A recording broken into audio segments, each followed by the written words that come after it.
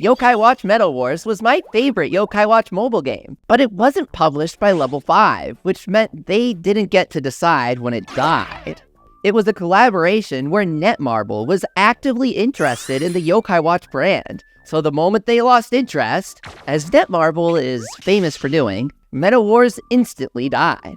No merchandise was ever officially sold for Yokai Watch Metal Wars, but that's what made the little goods they produced so interesting to me. There was a t-shirt, a beginner's guidebook, and a pin set given away randomly on Twitter.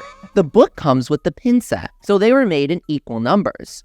I can find proof of about 250 being given away max, so I'd place my highest estimates at 300 Yokai Watch Metal Wars pin and guidebook sets being distributed in total. Metal Wars didn't just reuse existing artwork from the series, like so many licensed things can. Now that the game has been dead for years, they're never going to be used again because Netmarble kinda owns them. So physical, high-quality printed items are exactly what we need to preserve this game. But they were never officially for sale. You had to have been lucky enough to be one of the few hundred people to win these things in order to have them. However, this thing is super rare, so let's bust it open like the gods intended. The box has an unexpectedly artistic presentation. I thought the outside was a slipcover, but it actually opens up like a book, with magnets to clamp it shut. The guidebook is fully printed with a unique art piece that I believe is created for this item. I had no idea it was double-sided until now. I'll be scanning all of this eventually to preserve it. And removing the guidebook reveals a yokai collector's dream. Most people didn't even know this game existed, but I remember actively anticipating its launch and even streaming it and publishing videos. So gawk out with a super like and subscribe for more retro Yokai Watch collection. The t-shirt was much more rare. I'd estimate a maximum of 150 were given away. Let me know in the comments what you can dig up. Metal Wars had such a short life that the guidebook included covers just about the entire game, excluding a dozen or so yokai that were added in updates. This lovely pin set with brand new artwork of fan-favorite yokai. None of this artwork is reused stock. They've all got original pieces that were only used for Metal Wars. Usapyon's pin is so special to me because it's from a time when Usapyon actually got attention. Blizaria is adorable as usual, and the artist for Metal Wars captures the classic series style spot on, while adding a level of polish that isn't often seen in the main series. Our favorite puppy presents the perfect time to mention the back of these pins holds a secret. Instead of threading the pin's needle through ordinary holes, they punched hearts in the back of the pins instead. It's on all of the pins, not just Komasan. This whole product is so detailed from head to toe. It's a shame it was never actually sold. Kyuubi and Orochi go together, so they each needed their own pin. Every yokai in this set gets reincarnated by Lord Enma and Gakumen Y, so you could consider these yokai to be the true mascots of the overall Yokai Watch series at this point. No one's as iconic as these guys. Right, Usapyon? We have this entire guidebook to flip through. I'm psyched to add such a unique and archival item to my Yokai Watch collection. This doesn't include any of the Battle Pass or other event content, but it's a comprehensive look at the launch version of a game that only lasted a year. And that latter half had next to no content at all. I just really wish I had that t-shirt! It comes in a canvas bag that looks a lot cooler than it is. The fabric is low quality and would tear easily if used as a normal bag, so I won't be doing that to preserve the artwork. But the same art is printed in higher quality on the t-shirt itself, which doesn't come with anything else.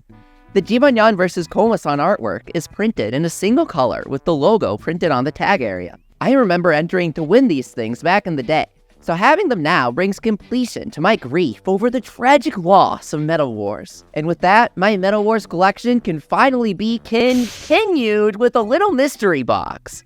The seller included 3 notebooks with art from the third Yokai Watch movie on them. One was already opened, and the 2 that were sealed are identical, so I'll be using 2 of them instead of letting them go to waste. But this is what I bought the listing for. A promotional safety pin given out at Tokyo Game Show in 2018, completely separate from the highly limited, raffle-only items covered so far.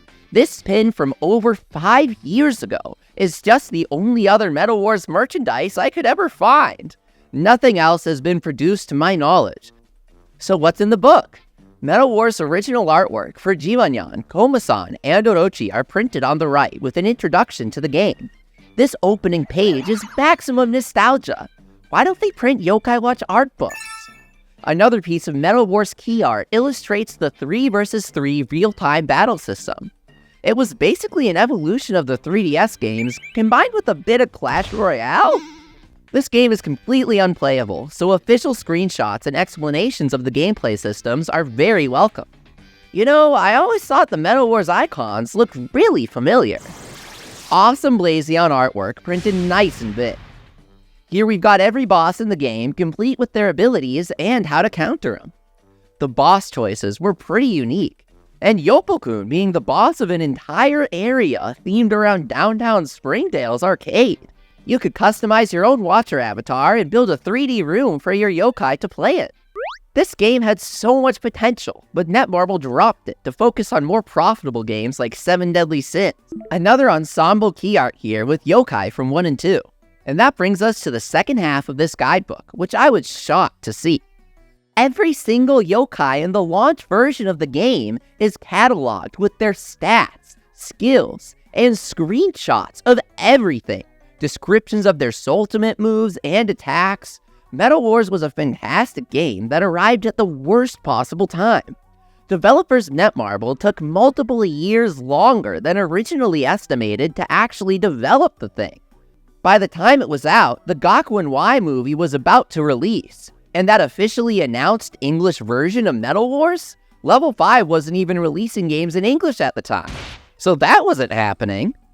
The only event to ever take place in the game was themed around Yokai Watch Shadow Side, and yokai added through later updates were from Forever Friends. All of this content was clearly meant to launch a couple years earlier, around Yokai Watch 4's original launch date. But Netmarble's delays and low commitment to the project as an external licensor overall made it an easy one for Netmarble to cut loose when the license they actively needed to pay for stopped producing content that meshed with the Metal Wars game. If 7 Deadly Sins was practically ahead of schedule with how much money it was making, why should they care about bringing Metal Wars up to speed?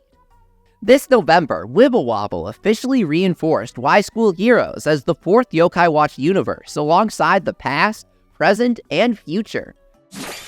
But Netmarble had only developed content to support the past, and they had already promised Level 5 content for the past and future. Yokai Watch Metal Wars was dead on arrival. Nekomata was playable at launch, which I love because he's just too cute. At the end are some long-expired promo codes, and the back greets us with a final bout of awesome art. With love and peace, thanks for watching. There's another